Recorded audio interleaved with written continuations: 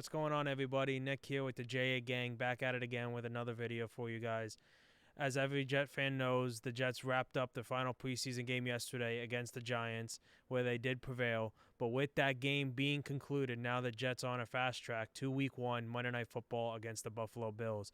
There is still one big offseason hurdle that every NFL team needs to abide by, and that is roster cut down day, which is this coming Tuesday by 4 p.m. The video here today, I have a roster projection for what the Jets will do to get it down to 53 players. This is based off of just my personal feel, watching all the preseason games, how everybody seems to be feeling about these players and the roster status. Some are pretty self-explanatory, others we'll get into.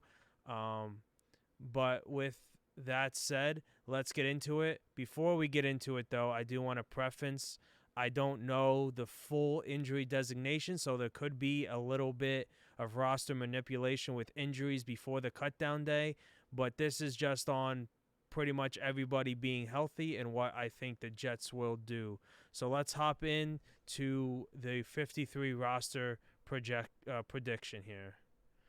So I have up a notepad for the 53. We have offense in consideration for offense, the defense, the in consideration for the defense, and then the special teams. So we'll go with the offense first. Obviously, this is some of the self-explanatory parts. Aaron Rodgers is one. I only have two quarterbacks. The second quarterback is Zach Wilson. I do believe throughout preseason he showed himself to be improving. For roster manipulation purposes, I do think the Jets cut ties with Tim Boyle. I do think they only keep two on the initial 53, and Zach Wilson, I think, has solidified himself as the QB2. Even with yesterday's performance, he was very efficient, staying in the pocket, was able to complete some of the passes that have deemed him trouble in the past. So I definitely think there was enough growth to just keep two quarterbacks on the initial 53. Going to running backs, we got Breece Hall, Dalvin Cook, Michael Carter, and I put Izzy Abanikanda in there. Breece and Dalvin Cook obviously are self-explanatory. There is some Michael Carter speculation of him potentially wanting Jets fans to have him cut. I don't know. He's kind of tough. He's a double-edged sword. I do think they hold on to him, though. He showed very good promise in year one. He does have some great blocking capabilities. So I think they definitely need his blocking, especially since Dalvin Cook is not the best blocker. And then for the fourth running back, I kept Izzy. Again, this is where the injury designation, I don't know if they put him on IR, if he's really not going to count towards the initial 53, or if they could do something because he just got hurt in the second preseason game against the Tampa Bay Buccaneers. So I'm not too sure what that is in designation, but I will have him on the initial 53 if there is no roster manipulation that they can do. For tight end, we have Tyler Conklin, C.J. Uzomah, and Jeremy Ruckert, a total of just 3 tight ends. I don't have any fullbacks because I do think C.J. Uzomah and Jeremy Ruckert will fill in the fullbacks. So, I mean, they're pretty self-explanatory, locked in. I am going with 6 wide receivers, Garrett Wilson, Allen Lazard, Mecole Hardman, Randall Cobb, Jason Brownlee, and Xavier Gibson, with the unexpected retiring of Corey Davis. That did actually open up another spot for a receiver. Albeit the Jets still can bring in a veteran, but I think they're going to roll this late in the offseason with people that are already on the roster. So the first 4 are kind of locked in now, solidified. Randall Cobb was potential on the edge, but because of Corey Davis, I think he is a lock now with Garrett Wilson, Lazard, Hardman, and Randall Cobb being locks. I think Jason Brownlee now is solidified as wide receiver 5, and that bumps Xavier Gibson, I believe, will be the 6th wide receiver. He showed out pretty well yesterday against the Giants. I think he had 7 catches for 76 yards, and as well as his return ability makes him appealing to keep on this roster. I do feel in the last couple games he did clean up and had a bunch of nice returns in the return department. So that is the 6 receivers that I am going with. 2 left tackles, Dwayne Brown, Billy Turner, Left guards is Lincoln Tomlinson, Wes Schweitzer. Centers McGovern and Tippmann. Only one right guard in Vera Tucker. And then I kept 3 right tackles in Becton, Mitchell, and Warren. Warren is another one of those injury players. He did just get drafted, so I think they would want to keep him. But if so, they will put him on the 53 if there isn't any roster manipulation with him being hurt. Joe Tippmann showed some versatility as well as Connor McGovern, so whoever doesn't start there could just be the backup. Wes Schweitzer could fill in for all 3 spots as well, so that's why there's only one right guard at the moment. The in consideration for offense, so these are the people that I can see potentially making the roster over the 25 players that I think will.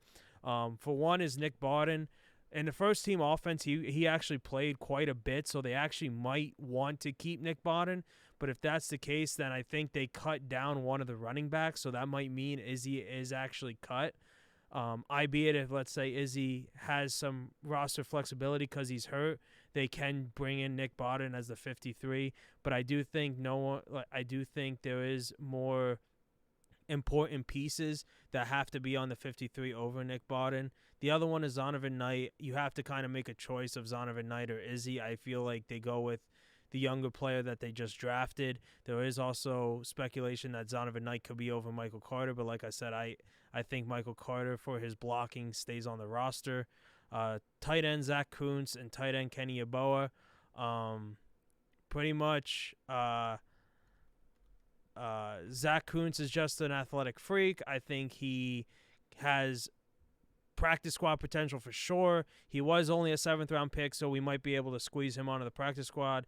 The in consideration for Kenny Yeboah is pretty much his special teams. I do believe he was a pretty good special teamer for the last couple seasons, so that's just for special teams reasoning for him staying on the roster. Defense, we have 25 total players as well. Carl Lawson, Jermaine Johnson, Will McDonald for the 3 right edges. For D tackles, we got Quinton Williams and Quentin Jefferson, as well as the other D tackle, Al Ward, Solomon Thomas, and Tenzel Smart. I kept Tenzel Smart on the roster. He showed explosiveness, and the Jets like to have a big defensive line group for them to rotate, as everybody knows. So I do think Tenzel Smart actually makes the initial 53.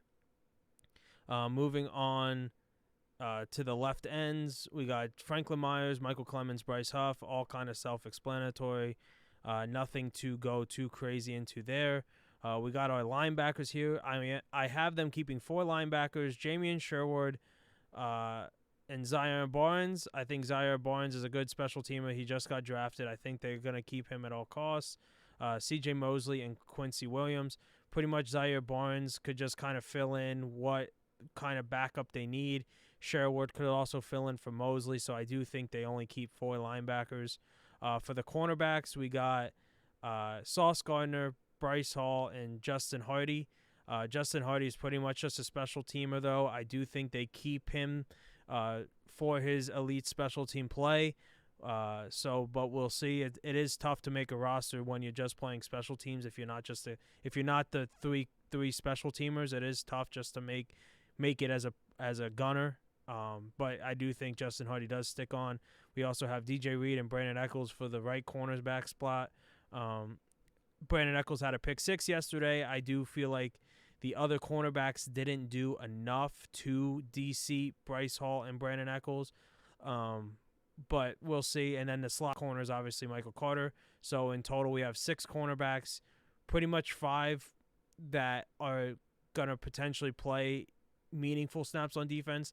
Like I said, unless something major happens, Justin Hardy is pretty much just a special teamer, though.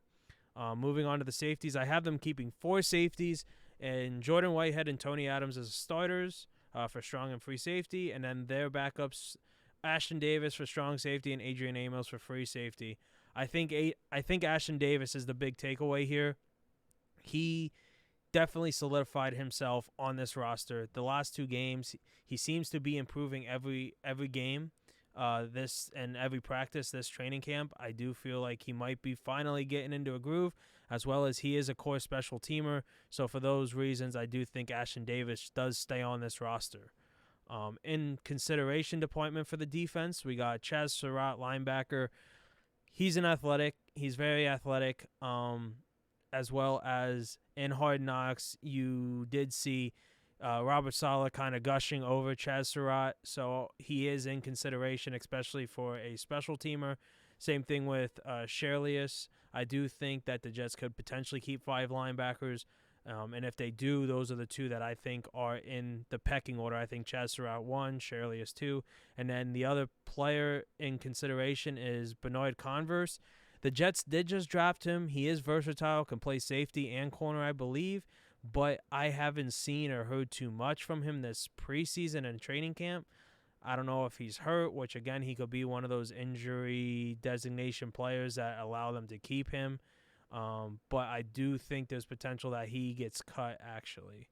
To wrap it up, the 3 special team players, it is what it is. Greg DeLeg, Tom Morstead, and Tom Hennessy all played. Obviously, Hennessy's a rock. Not to get too much into it, I haven't seen really a bad snap from him in the last number of years, so he stays. Thomas Morstead has definitely solidified the punter job, and Greg DeLeg from last year and this preseason, he's been nailing kicks all over the place. So that is the 53 roster projection that I think the Jets will go with.